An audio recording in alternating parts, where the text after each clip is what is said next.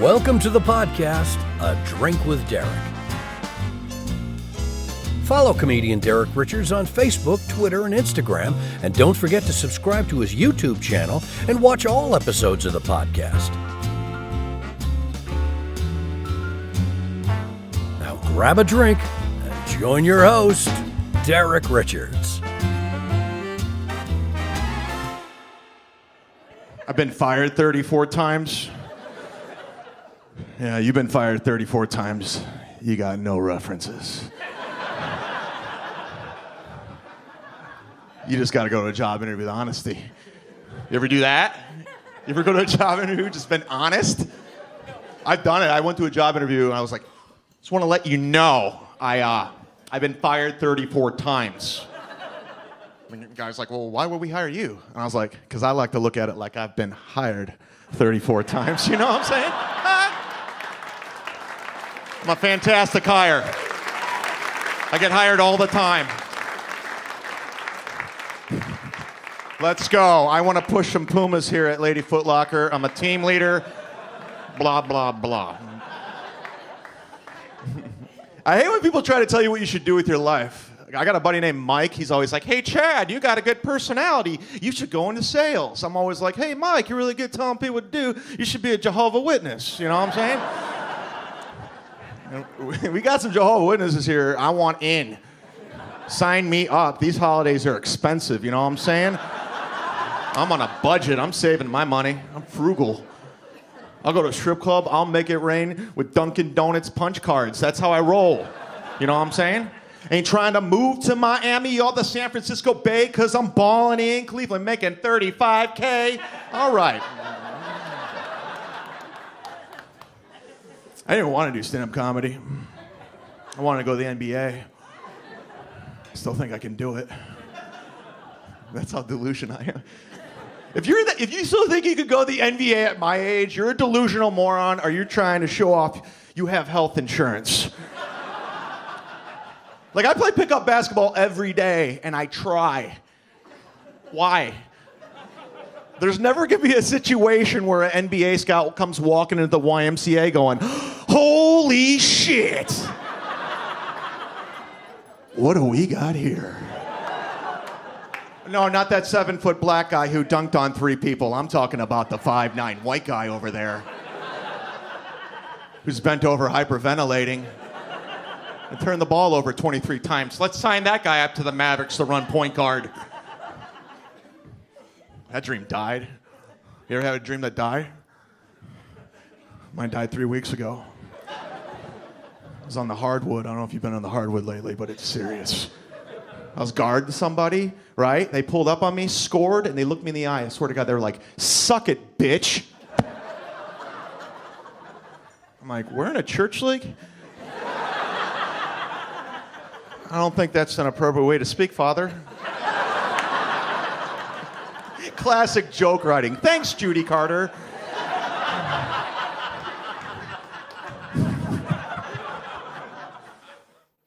Hey, it's A Drink with Derek. Derek Richards here, your host in Las Vegas. Make sure you check out all the episodes of A Drink with Derek available on YouTube for your viewing pleasure. Also, the podcast versions are available on iTunes, also Spotify, and SoundCloud, and Amazon coming soon. And I am relaxing here in Las Vegas, enjoying a cup of eggnog that's actually been in my fridge since 2000, at least 17. It's from Costco. And this stuff is like cockroaches. You can't kill it. It still is delicious. Yummy. It is very yummy. My guest today, Florida's most wanted. Mm-hmm. He is originally from Cleveland, Ohio. Comedian, spent time out in Los Angeles, also New York. Now living in Tampa, Florida. Chad Zumock. He's got a number of podcasts. One called Sit Down Zumock, which is brilliant. I've listened to that a couple of times. I know you're also on it. I was on it. You also do one with Kevin Brennan called Misery Loves Company. You've got a couple other ones too. Yeah, I do another football podcast with Kevin called Misery Loves Football. And then I do once a month with Earl Skankel. We do a series called The Bad Guys, where we interview our favorite bad guys in film, TV, wrestling, comedy. Our first episode, we had Vernon Wells, who was in the movie The Road Warrior in Commando. He played Bennett. You remember when Schwarzenegger threw the pipe through him? Road Warrior. You can pull some references out of your ass that I have not seen from most people. That is, I give you huge props for that. Do you remember the motorcycle psycho with the shoulder pads and the mohawk? Yes. That was him. That was Vernon Wells. That's beautiful. Yeah. You can check out Chad on he's got 3 albums out. White Guy Named Chad, Reckless Operation, if I'm not mistaken, and then also Adventures in Argyle. Yeah, that was the first one. That one's a little rough. That's a little rough. You remember your first? You go back and you're like, ugh, what? I'm like, who bought this? I'm like, I feel sorry. I want to send like letters of apology to people that bought the first album that I ever put together. But it's all part of the growing process. What are you gonna do? And you are a member of I shouldn't say member. You started the Sweater Vest Army in Ohio a number of years ago. Yeah, there's me in a sweater vest. That was once upon a time my hook, my thing. I would wear them all the time, and it got really popular on my old radio show. And then when I got fired, I wanted to disconnect from that. I was like, I wanted to start over. So I always have these weird things like now I'm Florida's greatest. Now I'm Florida's most wanted. By the way, I have an album. By the time this comes out, I have a new album called Florida's Most Wanted. You can probably pre-order that on iTunes. So go get it right now. I want to hear about that, but the Sweater Vest Army thing, your picture on your website, you look like, because you got the growth going, and you look like a gym teacher that just went out on a 3-night bender. That's exactly, and even you shooting the basketball behind you is exactly what. It's like you're a gym teacher at a private school, and they told you needed to wear a vest. Like that's part of the uniform that the school has to have. I look like I'm a really teacher, and you're the gym teacher that had a lot of success at like a local Division II school, and they're proud to have you. Division three. I'm sorry, Division III school, and they wanted to have you so bad because you won the title, and you're like, all right, fine, but you know what? I'm still going to keep my drinking problem and the fact that I chase pussy relentlessly. I'll wear your stupid ass vest, but I get to keep the rest of my personal appearance going for me. I think you just described the plot to that horrible Ben Affleck movie where he was the basketball coach. Oh my God, I forgot that movie. You should. It's really bad. What was it called? Let me pull it up because it's driving me crazy. But that was pretty much the plot. Well, you just named it. The Way Back, 2012. Wow. I watched that during quarantine, and I wish I could have had my time back. I think we have a lot of things that we watched during quarantine that we were not thrilled with. But before we go any further, first off, people need to follow you online. ChadZumock.com is your website, Zumock. And by the way, they need to follow you on social media because your Aldi commercial, your Aldi parody commercial, anybody who is familiar with Aldi, ALDI, it's like the Dollar General of grocery stores. It's like the Aldi of stores. It's really bad. If you don't know Aldi, you really need to see Chad's parody on this. I've showed that to at least a dozen people, and every single one of them laughs their ass off. I cannot believe that Aldi has not sued this shit out of you. Oh, I've gotten a cease and desist, and I just pretend like I didn't get it, and they haven't taken it down yet. But the best part about that commercial, if you guys want to go to my YouTube page, it's Sit Down Zumock, is half of it's filmed in a Save-A-Lot because we got kicked out of Aldi. So half of it's in Aldi and the other half's in Save-A-Lot because they threw us out. Because we were trying to sneak film, and they caught on to us. They're like, hey, get out of here. That's funny. It's great that you're able to find an equally shitty place store. Film. Exactly. Hang on. Where else can we go? Save-A-Lot. Do they have Aldi in Vegas? I have not seen an Aldi out here. Okay. Well, you're originally from Michigan, so you're familiar with it. Oh, yeah. Well, in Florida, I'm there as well. I spent some time living in South Florida. And, yeah, I'm very familiar with the Aldi franchise. And, yes, it is if people have not had the chance to treat themselves to an Aldi experience, you are truly missing out. Yeah. Try the lunch meat. Which can also be used as a rodent killer. Yeah. in case you're curious. And a doorstop. A couple of quick questions here to our guest, Chad. Okay, you got to make a choice.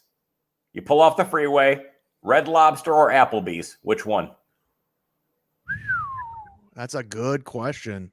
Uh, You know, I'm gonna go. I'm gonna make it good in the neighborhood. I'm gonna go Applebee's. okay. A little bit more variety, and I'm a sucker for the buffalo wrap. Okay. Now, what is more likely to get your ass kicked at a biker bar if you try to order A, buffalo cauliflower, or B, any drink with peach vodka? I'm going peach vodka. Okay.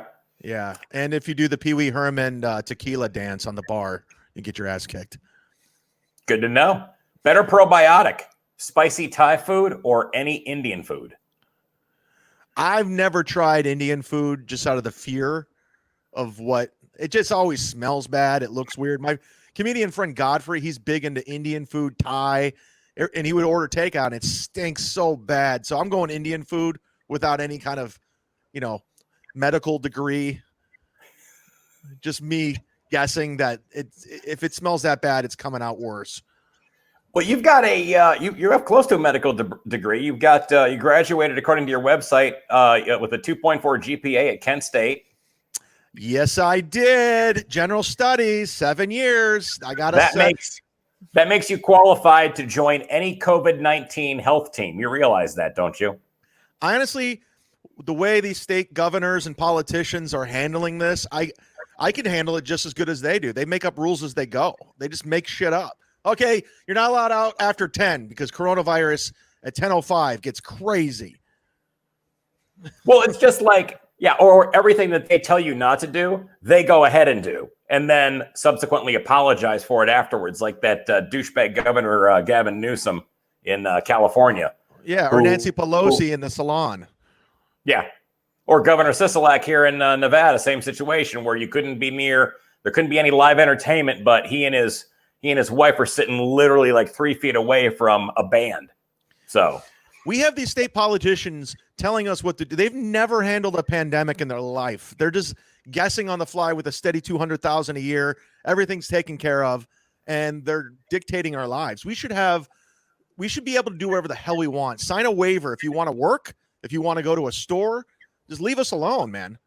Leave us alone. This strand of COVID, it's real, but I'm telling you, your listeners might get mad. Heavily exaggerated. It kills. It's the flu. It's the fucking flu. I know 20 people who's gotten it. One person died. He was 89 with pre-existing conditions. So sorry if you're mad. I agree completely. I think it's complete bullshit. I think they keep talking about the deaths. Well, there's going to be 300,000 people. There's going to be 500,000 people. I'm like, yeah, there's 338 million in this country. Do basic division. If I could go to a gaming table here in Las Vegas and know that I had a 99.93 chance of winning, I'm going to sit there all day long. Yeah. And there's another thing they don't talk about. Our dear friend Dave Landau, he was basically saying what they're not factoring are the statistics of deaths, suicides, alcohol. Like, people are dying at a rapid pace from depression from this, and nobody wants to talk about that. No one's giving out those stats. They just want to test positive cases. Ooh, they tested positive. I know 3 people who tested positive. Nothing happened. They're fine. Positive. Who cares?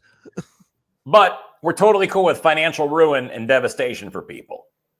That's right. I say in my stand-up act, listen, I'll wear a mask, but I won't wear a condom. I still like my odds of not getting a sexually transmitted diseases. I like how you put disease is. Diseases. You have always been a lightning rod. People follow you on Twitter, social media, whatever. I mean, you like to stir the pot. When did that start with you? I went on Kumia. I had a mini intervention. I had to tone it down. I had a trolling problem, and I think what happened is I moved to Los Angeles and it broke me. It mentally broke me. It was 9 years of grinding on the road. I'm not like Derek Richards headliner, man. I was like, wherever in the lineup, throw me in. Fit opener, cool. Middle, fine. Split headliner, I'm in. I don't care. And I went to LA and I saw how the business and how the sausage was made and the phoniness, and I just broke me and I just quit caring. And it was almost liberating and free just to say whatever the fuck you want. But by no means did it, help me. And it wasn't a good networking tool, but I still have my friends, and I've dialed it back a lot because it's just, I'm happy in Florida. And I realized the Hollywood thing's not for me. I'm not going to get a sitcom. It's not happening. I'm lucky enough to have, I'm stealing Bobby Kelly's bit, 40 summers left in my life. So let's enjoy them. Well, you started going after some higher profile talent. Yes. And you were basically calling them out on their bullshit. Which Patton Oswalt. Well, and I'm going to ask you about that because I think a lot of people from the Midwest, I'm from Detroit originally, and obviously you're from Cleveland. I think a lot of people that come from that neck of the woods, blue collar, how can you put it? Just a Midwest upbringing. And, my bullshit meter is at 0. And if I sense some bullshit, I'm like, nah, I'm just going to back away. I'm just not going to bother with you. I'm like, this is just not going to work for me. Yeah. You, however, go, oh, okay. I see a fire. Let me bring gasoline.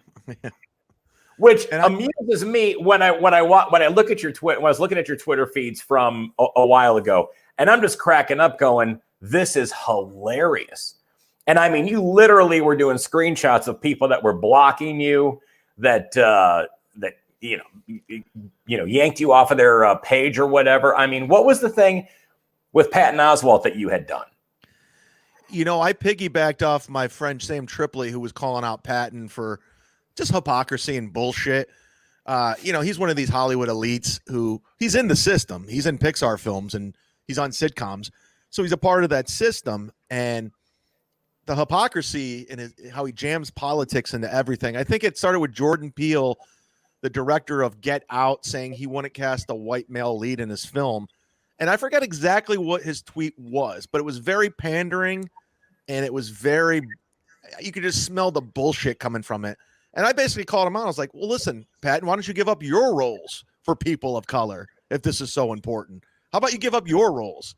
And he came back at me, and then we just started going, and it got a little ugly. It got ugly. And then his new wife jumped in, and next thing you know, I'm trending in America. The nation. I'm like, what the fuck? My name is trending because of Patton Oswalt. What was the story? What did he say back to you when you said, why don't you give up some of your roles to people of color? I should have screenshot I don't remember exactly, but it was, he quote tweets it so his army of followers can come attack me. His woke liberal, whatever these people are, these anonymous accounts. They just like then they, next thing you know, they're fucking with your Wikipedia. They're contacting places. And I'm just like, all right, I don't need this in my life right now.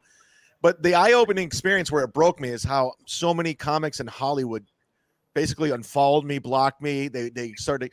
I used to walk to the Comedy Store and they're, hey, Zumock, what's up? And they'll turn their backs to me now because I went after a high-profile comic. I go, you fucking phonies. That's what broke me. I'm like, everyone's full of shit. Well, and you've told me this before too, that you've always had that comedy is sort of punk rock to you. It's sort of against the establishment. And when somebody goes ahead and was posting stuff like that on social media, and your attitude was like, you know what? Screw you. This isn't how I feel.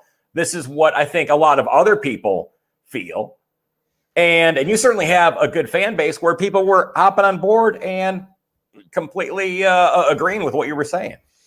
Well, yeah, comedy, we're trailblazers. We're supposed to think outside the box. We're supposed to form our own opinions, go against the norm. Some of my favorite comics like Doug Stanhope, guys who basically march to the beat of their own drummer. And that's what comedy is all about for me. It's not this corporate bullshit, this cookie cutter vanilla difference between men and women to me. I pride myself of taking on an unpopular opinion and making it my own sometimes. It may not always be the popular one, but I'm not afraid to take that unpopular opinion because I don't need to be part of the herd or the pack. I don't need to be woke. I don't need to be loved. I don't care. I always say I was popular in high school. I I was fine. I don't care if people like me in my 40s. I'm good. Less people, the better.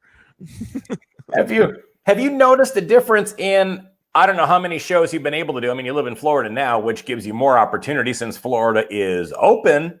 And I mean, in the shows that you've been doing, have you noticed a difference in the temperature of the audience based on certain jokes or bits that you do? Yeah, I opened for, who was it? Tim Dillon, who sold out all his shows like on a Tuesday and Wednesday. So he's on fire. And then I did a couple of jokes that were a little, I take chances.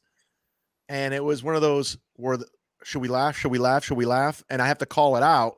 And then they open up because everyone's afraid right now. Everybody's afraid. The audience, comics, everyone's afraid of getting canceled. That's why I always say I'm already canceled. I canceled myself. So good luck.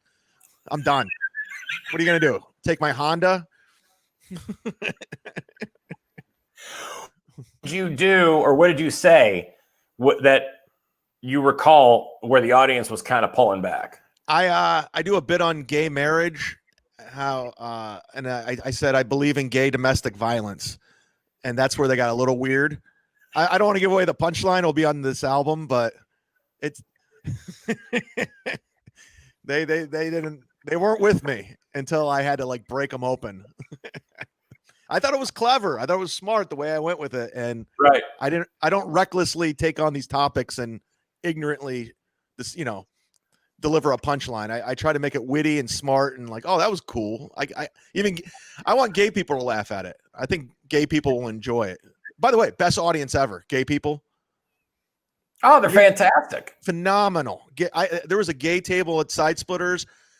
They were rolling at these jokes. And I go, you're the best. They were all gay men. And I go, I love you guys. I want my whole audience to be gay because they're the best laughers.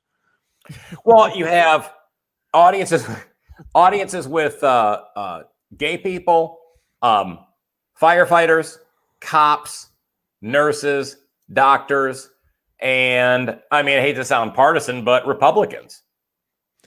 Republicans have money. I'm sorry. I've done some shows with a comedian named Chad Prather, and I sell out all of my merch every single time I open for them, and they're the best. Sorry. I know it's not cool to say, but it is what it is. I mean, they have money and they're not offended. So it is what it is. Exactly. I mean, I would rather do a show in front of a room full of Republicans than a room full of Democrats that are sitting there with their arms crossed, judging you Hipsters. For everything that's coming out of your mouth. When again, they're supposed to be the party of compassion and acceptance and love and say whatever you want. I think it was Bill Maher made the comment that, why he never does colleges. They're like, oh, those are this is the land of free speech. But the last place that you can speak your mind is on a college campus. Yeah, it's true. It's so true. And when I came up in Cleveland, like we were like just comics, and then it got really liberal, and then it got woke, and then became hipstery, and they became very judgmental. And I'm like, this isn't what it is, man. This isn't for me. And I had to get out. I was like, I'm not a part of this anymore. I'm not taking this trend. And I don't know. It's sad for comedy, but luckily I think things swing back and forth, and I think things are going to swing back, and hopefully find some balance. We'll see. Well, I think there's a huge culture of people, and I think you and I were talking about this one time before, where, yeah, it's going to go the other way because everyone is so anal and so with a stick up their ass. And all of a sudden you just have all these, you have another segment of people that are just like, I don't give a shit. I mean, I've done shows up in Michigan, for example, and using this COVID thing as an example. I mean, I've done some shows at some bars in Michigan. I walked in, I know the guy that owns the place. I go, hey, do I need a mask? He looks at me, goes, is it fucking Halloween? I'm like, okay. I walk in the place, no masks, no social distancing. It's a shot and a beer joint. And I've done this at a few places up there, and they just had a blast. The audiences just did not give a shit. They're like, look, if I feel bad, I'm going to stay home. I'm like, really? And then all of a sudden, people on the far left are calling these people irresponsible, rednecks, uneducated fucking morons. I'm like, no, they're the ones that know that they feel fine. They're going to come out and enjoy themselves. They don't give a shit. They're sitting there knocking back shots of Jack and drinking PBR on tap and laughing and having a good time. I did a similar gig in Lake Placid last week. It was the same thing. Not one mask. I was like, apparently you guys have not seen the news, which I don't recommend turning on because it seems like you guys are living a pretty nice life here. And I enjoyed myself. It was a lot of fun. They were a great audience. And, you know, you can live your life in fear, or you can look at some of the data and the facts without emotion, and then you'll be okay. I'm telling you, you're going to be all right. I'm not a medical professional. I'm not a scientist. I believe COVID's real, but like you said, 99.9. Let's gamble. I'm in. All day long. Yeah. Now, you had a career in radio. You were on what station in Cleveland? I know I had seen it on your bio. 100.7 WMMS, the Buzzard. That's the monster rock station in Ohio. And you had done, I saw a picture you had posted on, I think it was Instagram. It was one of your throwback pictures when you guys went to Ireland. Yeah. And you were outside of U2's recording studios with a bunch of listeners. It was really fucking cool. Like, I was on the air for 3 years. We were a new show that it launched like a rocket. We were number one in every demo within a year, and it was the hottest show in town at the time. And we had like guests like Shaquille O'Neal in studio when he played for the Cavs, Kyrie Irving, Gene Hackman was. It was just like a who's who. The show just got really popular, and they wanted to syndicate it. And one year they sent us to Ireland, a part of the Jameson, something had involved Jameson. It was on St. Patrick's Day, and we got to go to Ireland, and it was a really cool experience. And yeah, it was some of the best moments of my life was those 3 years and doing the radio show. I got to meet all my heroes and just them calling in. Chuck D from Public Enemy became a friend because I played a Public Enemy song on rock radio, and I got in trouble with the program director, and he loved the story so much he stayed in touch with me. That's so cool. What made you get out of radio? I mean, you said you got fired. I mean, I got fired from radio years and years ago, and I didn't get back into it just because I didn't like the direction that the industry was going. Did you have the same thoughts, or were you like, look, I can continue this great thing that I had going here at MMS at another radio station? Well, the paycheck itself was fucking awesome. I was making great money, and I was up for a contract negotiation, and Bob Eatman, the late great Bob Eatman, was the agent that was going to negotiate it for me, and it got ugly with the negotiations, and the guy I was working with, we weren't getting along, and egos get involved. You start thinking I was getting popular, and he became resentful instead of looking at the team like, we're doing this under your name, and it just got ugly. I got a DUI charge, and they saw a way to get me out of making a lot of money, because radio right now, like especially right now, it's a fire sale. I mean, it's a bloodbath. They're cutting everybody. iHeartMedia is destroying every show out there, and us as comics, we used to rely on morning radio to sell tickets. Those days are over. There's a couple good radio markets like Omaha, Todd and Tyler, Preston and Steve you got over there, and then the DVE guys in Pittsburgh, but that's about it. Those days are over, man. Yeah, it's tough. You can't rely on that market, on that medium at all. I've got some friends here in Las Vegas that are, scared. They're in radio and they're afraid for their jobs on a consistent basis. They're like, and they should be. They see slash and burn happening all around them, and they're like, okay. I mean, I got a buddy of mine. He's going online he goes, engineering, I can do this. Yeah, it's ugly. It's an ugly business. I mean, the days of Bob and Tom are over, man. It's just, you can't push the ticket on morning radio like you used to. It's, that's why these podcasts are getting huge. There's a reason why the biggest platform in the world is Joe Rogan, and he's a comic. He's the biggest, highest paid broadcaster there is right now. And, podcasts like yours, I mean, this is the future. This is what we got to support. Well, it's uncensored conversation. Yeah. I can't say fuck on the radio. You don't have a program director telling you what to do. I can't say cunt on the radio, but I could say it on Derek Richards' show. There you go. You didn't even get auto-corrected on your phone. Yeah. I could say cocksucker. Where you at, FCC? Exactly. You can't do a goddamn thing. No, it cracks me up that this has taken off as much as it has, from being in radio and then hearing the attitudes of radio people when Sirius satellite radio came around, and they were like, "Oh, who's going to pay to listen to radio?" I'm like, "Well, when you keep putting garbage on commercial radio, terrestrial radio, yeah, no one cares. Hey, where's the wackiest place that you ever, hooked up with no, this is where you're going with this." The untalented suits ruin everything. They ruined terrestrial radio, and then when they got fired from terrestrial, they went over to Sirius, and they ruined Sirius. Sirius used to be, you can say whatever the fuck you want. They play whatever they want. Now, if you listen to it, they're playing Paranoid by Black Sabbath, Stairway to Heaven. It's the same shit you could get on classic rock. Sirius XM, there's like nothing to it now, and now everyone's getting fired over there. It's just these suits ruin everything. That's why we're all going to podcasting, everybody. And somebody will ruin that. What's your favorite podcast that you do? Obviously, it's going to be yours, which is a great podcast, and you do a brilliant job with it. You do. You can tell that you've got radio chops because you know how to interview people. Well, you know how to interview people, and you're a very good conversationalist on your podcast. So I highly recommend people check that out. How is that for you be when you work with, say, Kevin Brennan or these other podcasts where you're not? Because sit down, Zumock, you are the guy, and you are the captain of the ship. I'm assuming that you are a co-captain or a flight attendant on Kevin's podcast. I like flight attendant better. All those years in radio, I did pick up on a lot. I was a co-host of the show. My whole life, I always transitioned into basketball. I was a point guard in high school, so I got more thrill. I got more thrills giving an assist to someone else's scores. I like to pass first, shoot second, and that's how I do. And I'm always used to working with an alpha male or like the main guy, So like, I just kind of hone in. I go, where's my place? I don't need to be the focal point. I can hang back. I know how Kevin operates, so I can pick and choose my spots.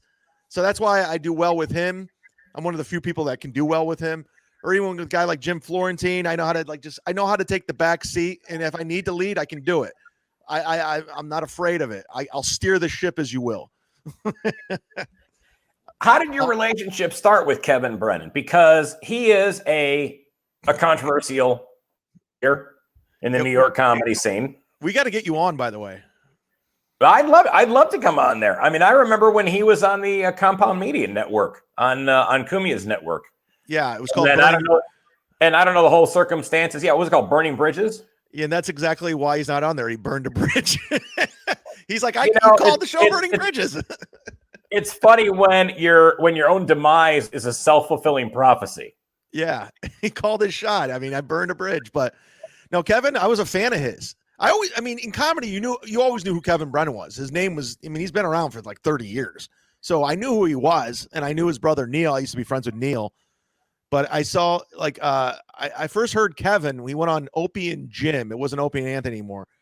And Jim Florentine was in studio, and Kevin went in. It's a legendary episode. You can find it online. And he just started calling out everybody in Hollywood. It was a legendary episode. And from there, the birth of Kevin Brennan began. Like, he found this second life in comedy, where he came up, he had sitcom deals. He was on all the late night shows. He played the game, and finally he hit an age where he didn't give a shit anymore. And it served him well. I mean, now he has a cult following. I mean, his fans are diehard. They slowly spilled over to my fans, and they take care of you, man. And Kevin's like their cult leader. He's the David Koresh of podcasting. That's what you want. You want to take the leader of the Branch Davidians and compare him to somebody. Yeah. And they're drinking the Kool-Aid, but at the end of the day, behind closed doors, he's the nicest guy in the world, and he's the most generous guy. And I love him. He entertains me. So I was a fan first, and now I'm now I'm on a show. So it worked out pretty well. Well, what's funny is, like I said, I've heard stories about him through the years, and people either love him or hate him. There's no gray with him. It's either black or white. So yeah. So if you can get on, you get on the side where you're like, you know what, I'm Team Kevin Brennan, then, hey, this is great. I mean, has that been a detriment to you all? Oh, especially when I moved to LA, because when I aligned myself, I'll tell you the story. Because I used to be friends with Neil Brennan, and I sent him a message because he did a show in Santa Monica. I go, hey, can I do your show sometime? And he wrote back this nasty message like, don't you the balls of asking me to do my show after all the stuff you said about me. I was like, I've never said anything, because Kevin used to just talk shit and I would just sit there quietly, because they're two brothers. It's none of my business. Right. And then that's when I realized, okay, my relationship with Kevin Brennan has been very detrimental. But those are the people I don't really want around, like Neil and the fucking whatever I got to do to get ahead people. I don't need those guys. I'd rather have somebody who's real. I know what I'm getting with Kevin. There's no hidden agenda. What made you move to, because you went to New York for a second, or was that part of your plan, wasn't it, when you left California? Yeah, I was moving to New York. Because I was done with LA. I said I had a 2-year plan. I was like, my goal was to get on Conan. I don't know why.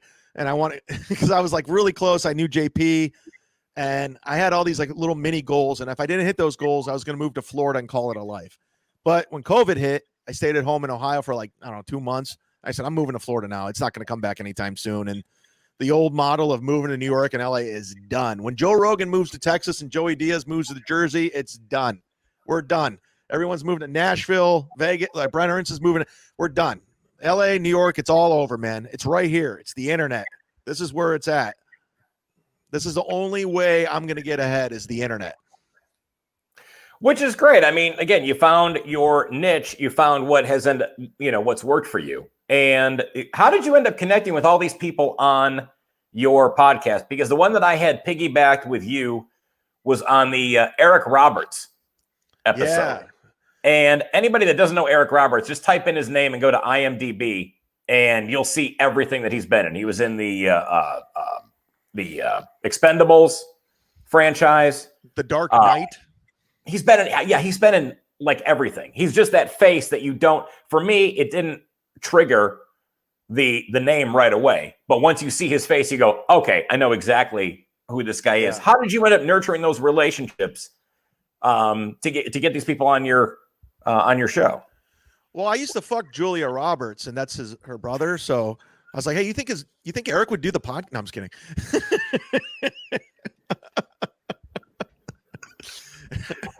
I was like, can you get your brother on here?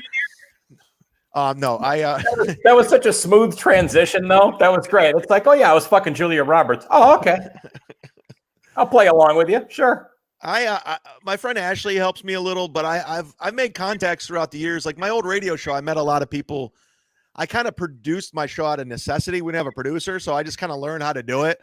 That's how. The next thing you know, the show was getting so popular, like all these publicists and PR people would contact me, like, "Hey, would you have on, Owen Wilson?" I'm like, "Yeah, let's have him on." So I kept a lot of those contacts, and next thing you know, when you see someone does it, like I had the Dukes of Hazzard on, Bo Duke and Luke Duke, Tom Wopat and John Schneider. When Bo did it, Luke's like, I want to do it. So it just becomes that. It's that simple. They're like, wait, John was on? All right, well, why wouldn't you have Luke on? Now Cooter wants to do it. Ben Jones. Why wouldn't you? Yeah. Denver Piles dead. He wants to do it.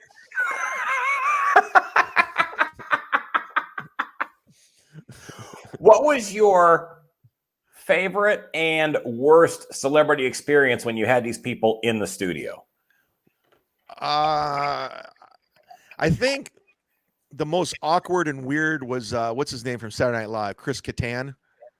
Okay. He was completely on something. It was very awkward and not comfortable. For the most part, everything's been pretty cool. The very first interview we ever did was with Kim Kardashian over the phone, and we brought up the sex tape, and she fucking quickly hung up on us. And that was like our first big time interview. And I was like, all right, well, we're off to a good start. How would you not know that was going to be brought up? I mean, why would you not have somebody, a publicist, write you a standard reply or replies that you could have, for anything like that? That just blows me away. Somebody's going to ask that question, especially at a rock station. And it was in 2010, so it was like kind of right when she was blowing up, and I don't know. It was really awkward, but we got a lot of feedback from it. So I was like, all right, well, I think her hanging up was better than in the actual interview. Like when I walked off Bob and Tom and I threw my headphones and I never returned, I got more reaction from that than any appearance I ever had on Bob and Tom. Me walking off was the best thing I could have done. Now, tell me about that. What happened? I was driving. This is when I moved to LA. I was the last couple times I was on Bob and Tom, because I used to guest host when someone was out of town. I'd come in for a week, and they were always really nice to me and cool. Tom, it was right when Bob left, and the last couple times I had come in, like Chick, they've been very cold towards me. I don't know why, but just kind of standoffish and weird. And I said, listen, if they're gonna do it this time, like I already had it in my mind, I'm walking out of here. If they're gonna be dicks, I don't need this. It's early in the morning. I don't want to be here. Every time I do a gig, I go, anybody hear me on Bob and Tom? Nobody ever heard. So I'm like, I'm just going to walk off. And Tom had said something. I took it as a slight. To his defense, I took it the wrong way. And I just took my headphones and I chucked them and I walked off. And that got me more feedback than anything I've ever done on that show. So I don't regret it. Do you remember what he said or did? They were talking about making muffins or pies for like 20 minutes, and they didn't even acknowledge I was in the room. I go, what the hell is going on right now? And he had said something, I forgot what triggered it, but it was like an insult to me. I took it as, and I said, all right, I'm out of here, bye. And I threw my headphones and I never returned. And I still get messages to this day about that. Well, how did you know that you had taken it the wrong way? Did somebody reach out and apologize or say something, or no? There was a tape that was going around online. It was like almost 10,000 views. I think they took it down, Bob and Tom, but I watched the video back. I did the replay and I go, oh, I took that the wrong way. Tom was completely in the right. I was in the wrong, but it was too late at that point. I was like, hey, whatever. Well, the funny thing is you already went into it like you had an attitude going in. Yeah. Like you were the employee going into the manager's office going, you know what? If this motherfucker says one thing that's going to, I'm going to clear off his desk with the family pictures, his coffee, his donut, and I don't give a shit. So when you go in there coiled and you're ready, and then all of a sudden just that one little thing goes click, and it may or may not, you look at oh, hey, nice hat. Well, what's that mean? And then you just trash the joint. Yeah, going back to what you said earlier, I came into Bob and Tom. I had the gasoline and match ready to go. So I was ready to use it, and I did. And I press eject, and I wish them the best. What's your dream scenario right now? Oh, man. I honestly, I was just talking about this with a comic friend of mine. I would love – like I have a Patreon where you can get my podcast, and it's doing really well right now. I would love to just do the podcast 5 days a week, and do the Patreon. Like Nick DiPaolo, I mean, he's killing it. I think he makes like $15,000 a month. Tim Dillon makes almost $80,000 a month on Patreon. So, I mean, if I could just have 10% of that, I think I'd be doing pretty well. So I just want to keep building the podcast, having on great guests. And, maybe do the road once a month, and maybe sell some tickets. And that's it. I never wanted to be famous. I just like to have like a little mini following that likes my shit. And that's it. A little pirate ship. Well, let me ask you this, Jack Sparrow. What now Patreon and everybody, people that are watching this, listening to it, whatever, a number of people virtually everybody's got a podcast. Yeah. What advice do you have to somebody who is, because Patreon is a paid platform. People need to pay a membership in order to get on that, correct? In order to get your podcast. Like I just can't, can I just pull, okay, it's not. You could sign up right now, and they do take a small percentage of what people sign up for. Like my lowest tier is $3 a month, and my most expensive is $100, where I can sponsor. Like if you have a product, if you're running for something, I could, for $100 a month, I'll plug your shit. But they take a small portion of that, and just it's like a streaming. It's like OnlyFans. You're on OnlyFans, okay. So they take a small percentage of, and then you you just release your product and you put nonstop content up there, and you build your fan base through that. And that's how I've been doing it. And it's been very well. We do a football podcast that's doing well. And that's how I'm going to do it. That's, like I said, I'm not getting a sitcom. I'll never be on Netflix. It's just not happening. But Patreon is a paid platform. So if somebody wants to get your podcast, they've got to go on there and subscribe to Patreon to get your podcast. Is that correct? You can get it for free on iTunes. It comes out every Tuesday, but I release the episode a week early on Patreon. I put up bonus content, bonus episodes, like stuff that I won't release publicly. So there's a reward tier to that, and I do giveaways. But it's been an extremely valuable thing, especially during the quarantine, because like, a lot of our gigs have gone away and a lot of our income's gone away, and we had to take half the money that we used to take. And so, you got to be clever, and you got to think of other ways to generate revenue and income. Well, and you've got a good business sense about you putting this together the way you have. What advice do you have for somebody who is somebody starting off a podcast and they want to go ahead and put it on a platform like Patreon? If someone doesn't already have an existing following, is that a doable platform for them to get on? Yeah, I start your podcast and then proceed to tweet at Patton Oswalt that he's a hypocrite and a phony.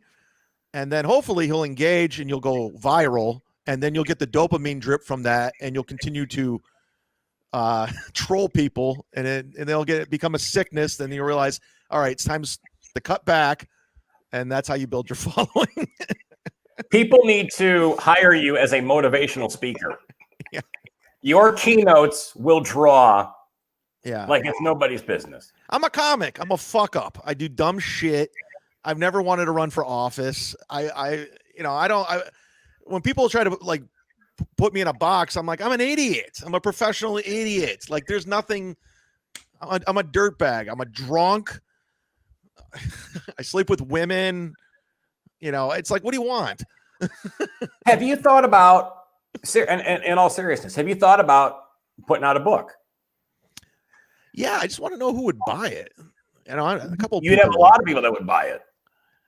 I'm starting to write things, and I don't know what it will ever turn into, but maybe. I know there's self-published books out there. I don't know if I'll ever get a deal, but I got some good stories. But you can go ahead and just self-publish it yourself. I mean, I did it on. You do it on Amazon. Yeah, I do it. I did it. I told my thing about my story of going through my cancer experience. But that's right. What's the book called? Whiskey, Cancer, and Bad Decisions. But I remember. Okay. But like I said, for the stories that you have, and what you've gone through, and how you've turned this into where you say, yeah, you're like, I'm a drunk, I'm a fuck up, I do this, I do this, I do this. But you also have enough brains about you to take all those components and make a living. Well, yeah, I'm the classic case of falling down and getting back up. I'm the story of the guy constantly getting back up because I'm always either self-sabotaging or doing something stupid, but I always come back. I use that as motive. When I'm down in the dumps, if I get arrested or something, I use that as motivation to become the best version of myself. And then I fuck it up again. It's just a constant broken record. Because that's people. Yeah, it is. Yeah. I mean, that's everybody. There's not, who literally, is a complete, unless you're a complete, listen, if you go to jail and then because you killed somebody in a bank robbery and you come out and you go, okay, now I really can't be a fuck up because I'm going to go back to jail. Yeah. No, story is very, I'm not blowing smoke up your ass. I mean, that's the story of pretty much a lot of people. I mean, people fuck up. They figure out where they fucked up. They don't fuck up. And they're like, oh, I'm good now. And then they fuck up and they go, shit, I got to get out of this mess. Like everything I've done, it only hurt myself. It was never hurting others. It was always self-sabotaging. And right. So whatever problems I've had, it was always, I'm the one who got hurt. So I never, killing somebody and all that, that's not good, obviously. But that is life, man. No one's perfect.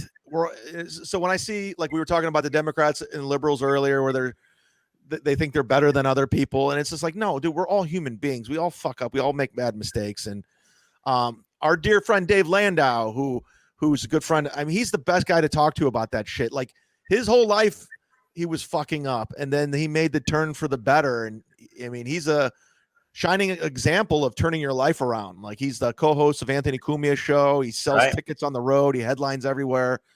And then he went from major fuck up to great dad, great comic, great husband.